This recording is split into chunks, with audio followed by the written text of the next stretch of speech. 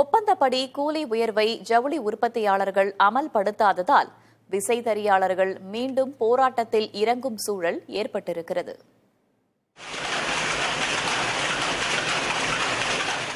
கோவை, திருப்பூர் மாவட்டம் கூலிக்கு நெசவு செய்யும் விசைத்தறி உரிமையாளர்கள் சங்கத்தின் அவசர பொதுக்குழு கூட்டம் சோமனூரில் நடந்தது. இதில் புதிய கூலி உயர்வு பல பகுதிகளில் வழங்கப்படாதது குறித்து விவாதிக்கப்பட்டது. ஜவுளி உற்பத்தியாளர்கள் கூலி உயர்வை உடனே வழங்க வேண்டும் என்பது உள்ளிட்ட தீர்மானங்கள் நிறைவேற்றப்பட்டன. பல கட்ட போராட்டங்களுக்கு பின்பு ஏப்ரல் 20ஆம் தேதி மாவட்ட ஆட்சியர் முன்னிலையில் கூலி உயர்வு ஒப்பந்தம் ஏற்பட்டது.